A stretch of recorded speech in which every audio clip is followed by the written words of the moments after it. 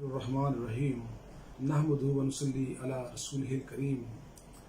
दोस्तों, हम इन्वेस्टिगेशन की बाबत डिस्कस कर रहे हैं और लास्ट वीडियो में हमने पोस्टमार्टम मकतूल की हद तक जो है वो हमने इन्वेस्टिगेशन की बाबत डिस्कस किया था और आज हम इससे आगे चलेंगे कि जब नाश का पोस्टमार्टम हो जाता है, नाश वर्षा के हवाले हो जाती है, रिलेटेड डॉक्यूमेंट्स तफ्तीशी अफसर को दे दिए जाते हैं, तो उसके बाद तफ्तीशी अफसर की जो इन्वेस्टिगेशन है उसमें क्या जो है वो प्रोसीजर है और क्या होता है।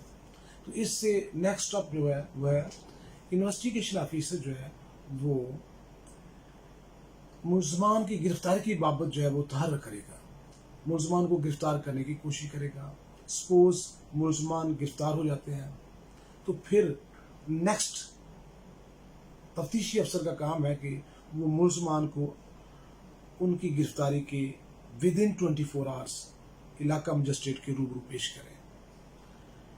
तफ्तीशी अफसर ने चूंकि मुलजम या मुलजमान से कुछ रिकवरीज करनी है, फॉर एग्जाम्पल अगर मकतूल को किसी बंदे ने फायर मारे हैं और फायर आर्म इंजरीज हैं तो आला कत्ल, पिस्टल या कोई भी दूसरा आतिशी असला जिससे वो शख्स कत्ल हुआ है वो असला तफ्तीशी अफसर रिकवर करेगा मुलजिम से।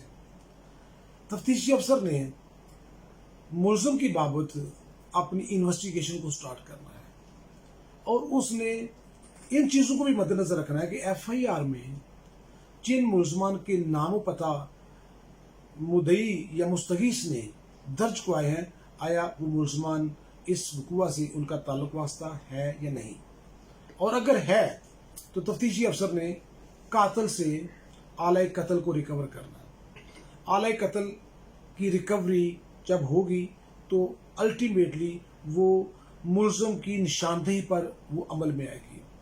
वहाँ पर गवाह उनका होना ज़रूरी है और ये बहुत बेहतर है कि अगर प्राइवेट विटनेस को रिकवरी प्रोसीडिंग में आईओ शामिल कर लेता है तो इससे प्रोसिक्यूशन के केस को स्ट्रेंथ मिलती है।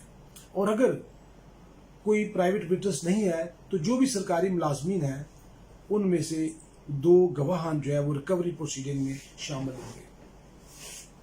आला कत्ल रिकवर होता है, उसका रिकवरी मीमो तैयार होगा और उसी तरह डॉक्यूमेंटेशन, जैसे मैंने अपनी लास्ट वीडियो में बयान किया था कि डॉक्यूमेंटेशन इंतहाई ज़रूरी है। उस रिकवरी मीमो को प्रॉपरली डॉक्यूमेंट किया जाएगा, गवाहान के सिग्नेचर होंगे। रिकवरी मीमो पे तफ्तीशी अफसर जो है वो अपने सिग्नेचर करेगा, डेट और टाइम जो है वो मेंशन करेगा और फिर उसे केस ज़िम्नी का हिस्सा बनाएगा।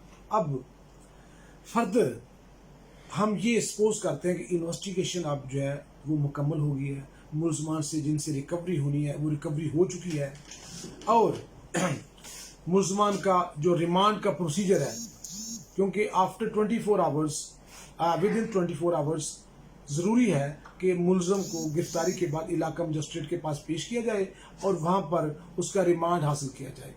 अप टू 14 डेज जो है वो रिमांड पुलिस ले सकती है, लेकिन अगर रिकवरी इस दौरान हो जाती है या जो पुलिस की इन्वेस्टिगेशन है वो मुकम्मल हो जाती है तो फिर मुलजम को जुडिशल जेल में भेजने के लिए, जुडिशल लॉकअप में भेजने के लिए एप्लीकेशन इलाका मजिस्ट्रेट को मूव करेगा आईओ और इलाका मजिस्ट्रेट है उस पर आर्डर करेगा और मुलजिम या मुलजमान को जुडिशल कस्टडी में जेल भेज दिया जाएगा। ये इन्वेस्टिगेशन की हद तक मामलात हैं। अब देखना यह है कि जब मुलजमान की बाबत तफ्तीशी अफसर ने तफ्तीश मुकम्मल कर ली, जिस मुलजम को उसने गुनाहगार करार देना है या जो मुलजम गुनाहगार है उसे गुनाहगार करार देकर जुडिशल कस्टडी में जेल भेज दिया गया, जो मुलजमान बेगुनाह हैं उन्हें बेगुनाह कर दिया गया। खाना नंबर 2 में जो 173 की रिपोर्ट है उसमें उनका नाम लिख दिया गया। तो उसके बाद तफ्तीश जो ही मुकम्मल होती है, तमाम ज़िम्नी मुकम्मल हो जाती हैं, तो अब इसमें हमने ये देखना है कि जब 173 या चालान की रिपोर्ट सबमिट करेगा तफ्तीशी अफसर तो उसमें इन्वेस्टिगेशन जो उसने मुकम्मल किया उसमें कौन कौन से एक्सपेक्टेड डॉक्यूमेंट जो है वो लफ करेगा। तो 173 की आईओ रिपोर्ट तैयार करेगा। 173 की रिपोर्ट के साथ वो सजा स्लिप, मुलजमान की सजा स्लिप का फॉर्म जो है वो लगाएगा।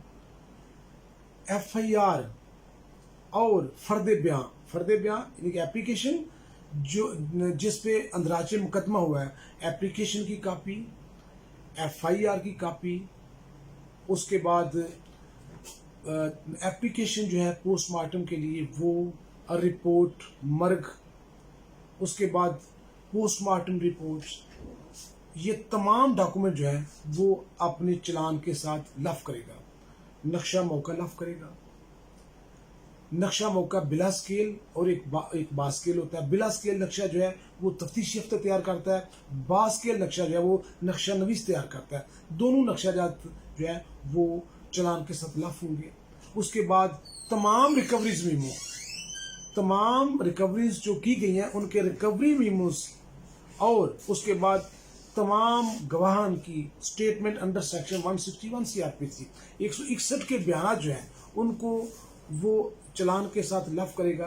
ये तमाम चीज़ें, और उसके बाद जो रिपोर्ट जो है एग्जामिनर केमिकल एग्जामिनर की जो रिपोर्ट है, उसके बाद दीगर डॉक्यूमेंट्स जिनमें रिकवरी मीमोज के अलावा जो रिकवरी मीमोज रिगार्डिंग पार्चाजात नाश वगैरह और अदर डॉक्यूमेंट्स जितने भी जो भी उसने कार्रवाई की है वो तमाम डॉक्यूमेंट्स वन बाई वन जो है वो 173 की रिपोर्ट के साथ लफ करेगा तफ्तीशी अफसर। और 173 की रिपोर्ट पर वो जितने डॉक्यूमेंट उसने सबमिट किए हैं वो तमाम डॉक्यूमेंट को वन बाई वन उनको मेंशन करेगा और तहरीर करेगा।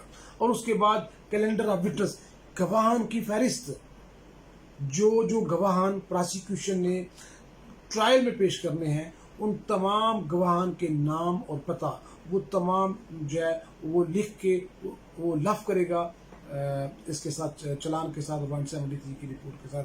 अब ये तमाम चीज़ें जब वो मुकम्मल कर लेगा, 173 की रिपोर्ट मुकम्मल कर लेगा, तो फिर बजरिया प्रोसिक्यूटर वो चालान जो है वो कोर्ट में सबमिट करेगा।